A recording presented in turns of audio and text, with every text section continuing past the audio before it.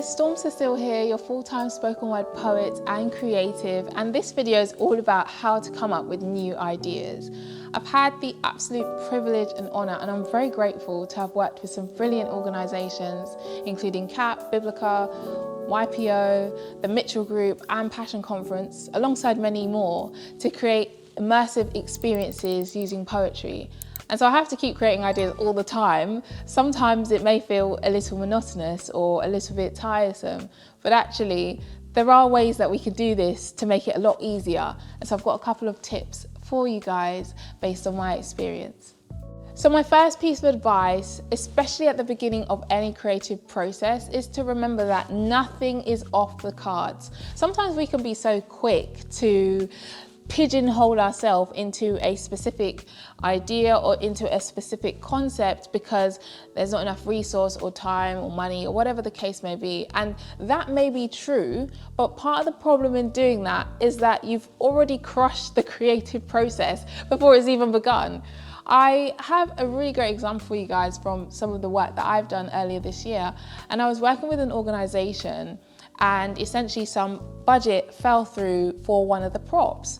And so we ended up having a discussion about what can we do to make this poetry performance and experience still just as exciting as it would have been if we had had the prop. And so we ended up going back and forth, and we realized that actually one of the things that we could do is I could learn a magic trick. And so I traveled all the way to Switzerland. I stayed there for 3 days. It was pretty intense, but I ended up coming back with a magic trick in my belt and learned how to do a quick change. When it came to the performance, I was able to do that quick change, and it was such an experience, not just for me, but also for the audience, to be able to see something that I had learned and taken the time to do. But imagine if the client came up to me and said, "Do you know what, we don't have budget for this. What are we gonna do?" And I said, "Well, we don't have budget, so that's the end of it." The reality is we have to make sure that at the beginning of a creative process that we're not crushing our ideas, but actually we're allowing them to grow, allowing them to become something beautiful. And maybe it might not be used for that point in time because we don't have the resource or we don't have the money or whatever the case may be, but at least you're not quenching that ability to come up with new ideas.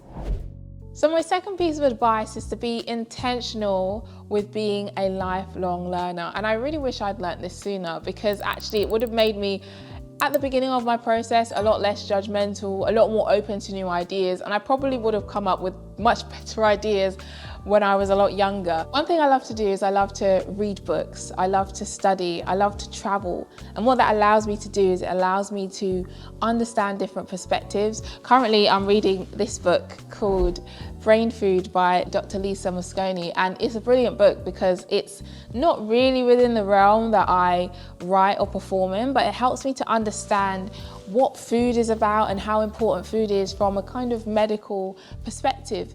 That means that, for example, if a client comes up to me and they are a health organization or they work within the medical field, that this book's going to help me to have a lot more perspective on that particular area.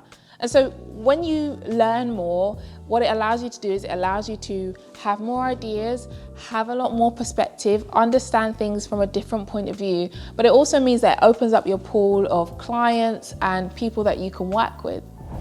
My final piece of advice when it comes to creating or coming up with new ideas is to make sure that discipline is not holding you back. When I was at university, I woke up at 5 a.m. every single morning because I just loved poetry. I just wanted to understand more about Voltaire's and Shakespearean sonnets and sestets and rhyming couplets and things like that, because I was just so interested and passionate about it. But what I realized that helped me to do now is it allows me to understand the science of writing, so that when I do have a writer's block, what I can do is I can go to the literary techniques, or I can go to a particular poem for reference, and I can say, how can I use that science to help me to push through that writer's block and come up with a new idea?